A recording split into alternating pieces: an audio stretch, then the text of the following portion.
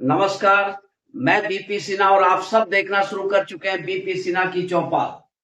मित्रों, सुना था और देखा भी है कि भारतीय राजनीति में नेताओं की चमड़ी कितनी मोटी होती है। इतनी मोटी होती है कि उन पे कोई किसी बात का कुछ असर ही नहीं होता है। अब इस मोटी चमड़ी को दुरुस्त करने के लिए, भारतीय राजनीति को ठीक करने के लिए, भारतीय राजनीति को सुधारने के लिए जो शख्स आया था, उसकी चमड़ी तो इनसे भी ज्यादा मोटी निकली। दोगुनी दोगुनी तीन गुनी चार गुनी की बात छोड़ो, उनकी चमड़ी इनसे 1000 गुनी ज्यादा मोटी निकली। और ये कौन शख्स है? ये माननीय अरविंद केजरीवाल जी। जब इनका भारतीय राजनीति में पदार्पण हुआ, उस समय देश कांग्रेस के भ्रष्टाचार और घोटालों से त्रस्त और पस्त हो चुकी थी। ऐसे वक्त में अरविंद केजरीवाल का पदार्पण हुआ और लोगों को, जनता को, भारतीय जनमानस को ऐसा महसूस हुआ कि तपती रेगिस्तान में कोई शीतल हवा का झोंका आया। कुछ इस तरह से लोगों को महसूस हुआ और इन्होंने महसूस करवाया, केजरीवाल जी ने भारत की जनता को यह महसूस कराया कि हम ही ईमानदार हैं, बाकी सब चोर और बेईमान है। हम राजनीति को बदलने आए हैं। कीचड़ साफ करने के लिए हमें कीचड़ में उतरना पड़ रहा है, नहीं तो हम इस कीचड़ में कभी नहीं उतरते। लेकिन जब तक हम इस कीचड़ में उतरेंगे नहीं, तब तक कीचड़ साफ नहीं होगा। ये भरोसा दिलाया अरविंद केजरीवाल ने भारतीय जनमानस को, और जनता इनके झांसे में आ गई। इन्हें भर भर कर वोट दिया, इन्हें इतना प्यार दिया, इतना वोट दिया। जनता तो भोली होती है, वो ना समझ जनता इनकी चालबाजियों को, इनकी कारगुजारियों को समझ नहीं पाई और इन्हें सत्ता के सिरमौर बना दिया, दिल्ली की सत्ता पे काबिज करा दिया। जैसे ही दिल्ली के सत्ता पे काबिज हुए, इनका असली रंग खुलकर सामने आ गया कि जो कीचड़ को साफ करने के लिए कीचड़ में उतरे थे, वो उसी कीचड़ में सर से पैर तक लिपटे नजर आ रहे हैं। और स्थिति ऐसी हो गई है कि rarest of the rare case हो गया है। एक सिटिंग चीफ मिनिस्टर तिहाड़ में बैठा हुआ है, आधी कैबिनेट इनकी तिहाड़ में बैठी, जेल में बैठी। ये तो दुर्दशा हो गया इनका चंद दिनों में।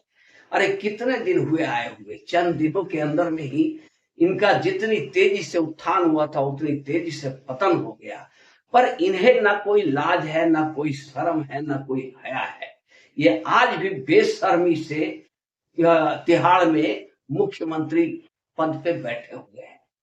जेल जाने के बाद, अरे कोई भी नेता है, बहुत मोटी चमड़ी वाले नेता थे, बिहार के लालू यादव जी थे, वो भी चाहते तो रिजाइन नहीं करते, मुख्यमंत्री बने रहते।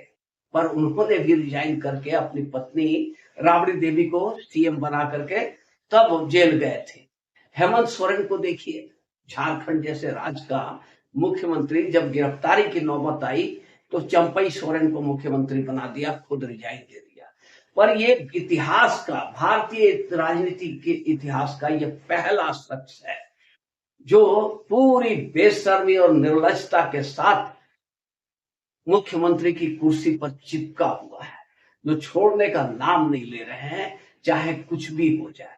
अब जनता तो इन्हें नकार चुकी है, ये तो साफ साफ नजर आ गया। और जनता और बाकी तो सत्ता, शासन, प्रशासन, बाकी सारी संस्थाओं को इन्होंने, जिन जिन संस्थाओं को जलील किया था, वो सब इनके पीछे हाथ होकर पड़े हुए हैं।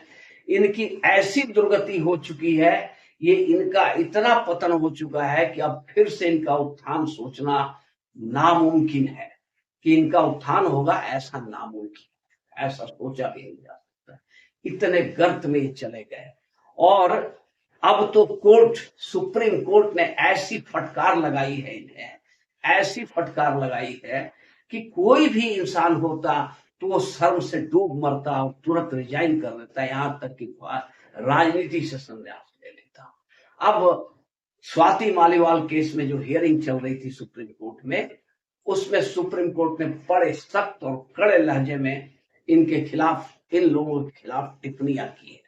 अब ऐसा प्रतीत होता है कि चाहे लोअर कोर्ट हो, हाई कोर्ट हो, सुप्रीम कोर्ट हो, वो तंग आ चुका है इनके रोज रोज के नौटंकी और ड्रामे से।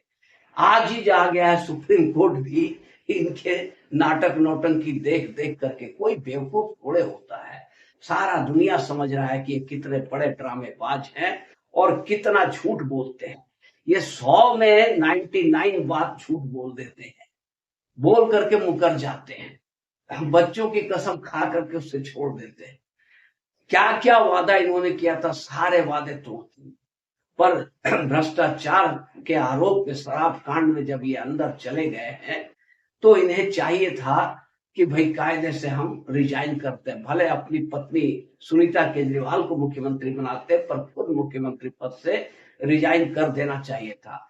अब सुप्रीम कोर्ट ने जो इन्हें फटकार लगाई है कि विभव कुमार को जमानत तक नहीं दिया। बोला इस आदमी का क्या भरोसा है, जो इतना पावरफुल आदमी है, जो सचिव था भी नहीं, निजी सचिव के पद से हटा दिया गया था, बावजूद इसके ये मुख्यमंत्री आवास में क्या कर रहा था। और स्वाति मालीवाल को की जो पिटाई हुई, जो मारपीट किया गया इन्होंने, उस पर सुप्रीम कोर्ट का कहना था कि क्या तुम्हें शर्म भी नहीं आई, एक युवा औरत के ऊपर में इस तरह से प्रहार कर रहे थे, तुम्हारे अंदर में कोई लाज शर्म है कि नहीं है। इतना बुरी तरह फटकारा और जमानत देने से साफ साफ इनकार कर दिया। यहां तक कि अभिषेक मनु सिंघवी जो वकील हैं विभव कुमार और केजरीवाल गैंग के, उन्हें भी फटकार लगाया। जब वो अभिषेक मनु सिंघवी का दलील भी बड़ा अजीब और गरीब था। ये करोड़ों की फीस लेने वाले वकील का इतना सस्ता और इतना घटिया दलील। इनका कहना था कि कोई खास चोट नहीं लगी है, जानलेवा चोट नहीं थी। स्वाति मालीवाल के गाल पर निशान थे और जांघ पे निशान थे। ये कितना शर्मनाक दलील है कि एक महिला की जांघ पे और गाल पे मार के निशान पड़े हुए हैं, और ये बंदा कह रहा है कि कोई बड़ी चीज नहीं थी, कोई जानलेवा हमला नहीं था, ऐसा कुछ नहीं था। इस पर भी कोर्ट ने इन्हें जबरदस्त फटकार लगाया।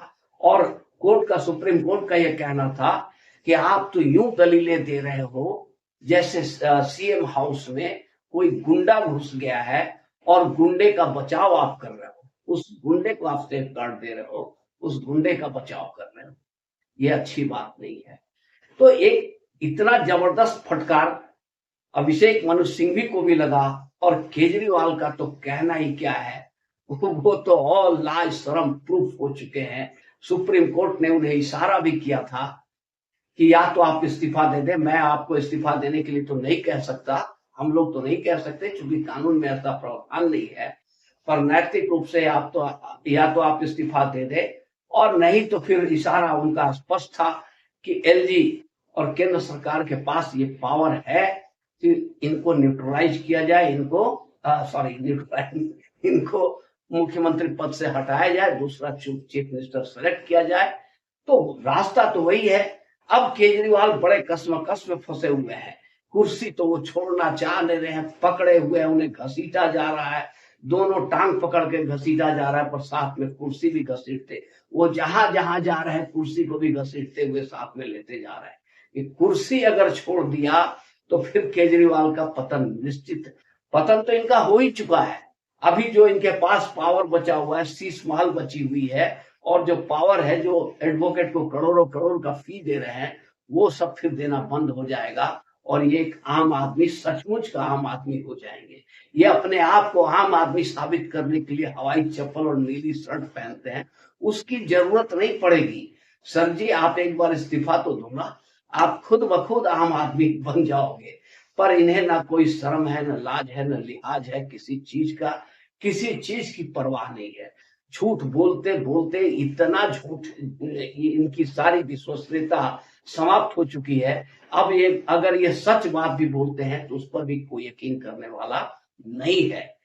तो साथियों, अगर ये वीडियो अच्छी लगी हो तो एक लाइक और चैनल को सब्सक्राइब जरूर करें। धन्यवाद।